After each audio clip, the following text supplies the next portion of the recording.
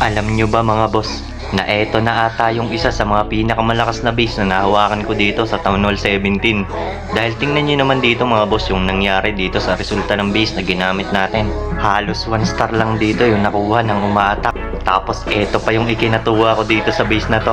Dahil kahit tingnan pa natin dito yung warlag ng kalaban mga boss, ay talagang napakadami ng dinudurog nilang clan.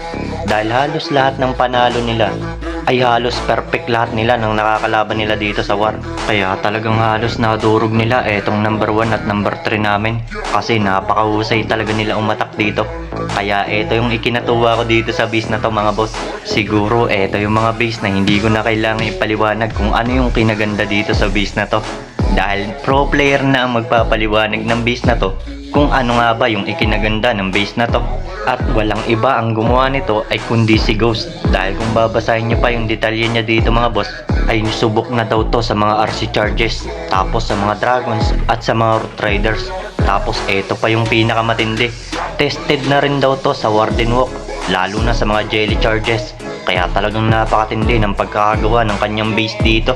Dahil kung titingnan nyo naman dito mga boss yung pagkakagawa ng kanyang base, halos nakapalibot dito yung mga Inferno Tower. Ito yung mga madaling gamitan ng fireball, pero ito din yung mga pangontra sa mga fireball user. Kaya talagang wala akong masabi sa ganitong klase ng base. Dahil kung fireball user lang ang aatak mga boss, ay tiniti ako. Nakangiti ka na habang pinapanood mong umatak yung kalaban, dahil alam mong siguradong 1 star lang yung makukuha niya. Kaya talagang napakaswerte mo kapag isa ka sa may pag-aari ng base ni Ghost. Dahil tingnan nyo naman dito mga boss, dito natin makikita kung talaga bang uubra mga fireball user sa ganitong klase ng base.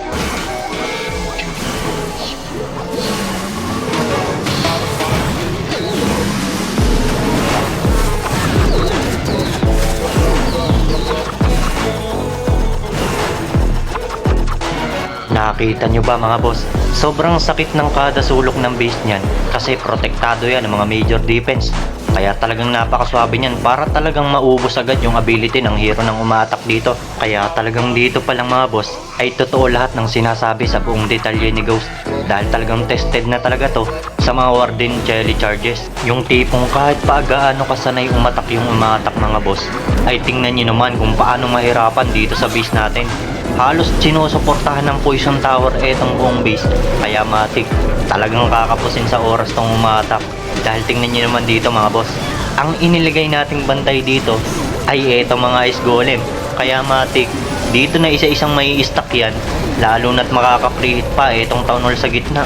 Grabe, halos dito na mamumula isa-isa yung buhay ng troops at heroes ng umatak. Kaya nga napasabi na lang ako dito ng paktay kang bata ka. Dahil nakaka-free hit pa dito yung ating mga first speeder. Kaya matik, dito na rin isa-isang mawawala yung mga healer niya mga boss. Lalo na't may monolith pa dito sa dulo na talagang pinipitas etong Barbarian King ng umatak. Tapos kung titingnan nyo pa dito mga boss, halos dito na naman naiipit yung troops at heroes ng umatak. Dahil makaka-free hit na naman dito yung town hall. Ito yung pinakadelikadong part. Kaya panoodin natin kung kakayanin ba niyang matanggal tong town hall gamit tong mga troops at heroes.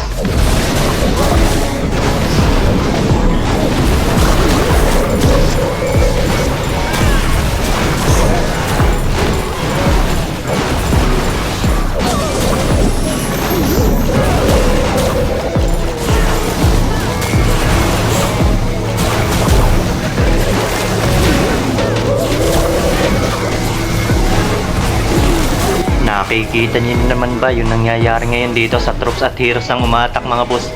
Isa-isa nang naglalaho, tapos isa-isa nang nauubos.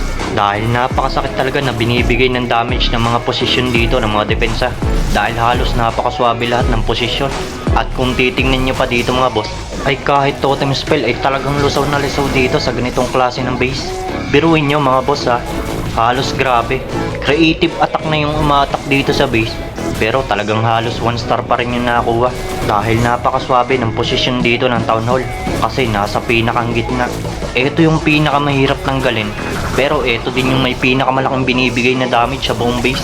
Kaya grabe, isa to sa mga may re-recommend akong base sa inyo. At kung gusto nyo ng ganitong klase ng base mga boss, ay ipamimigay ko lang to sa inyo ng libre. Kaya huwag niyong kalimutang i-like at i-share tong video natin.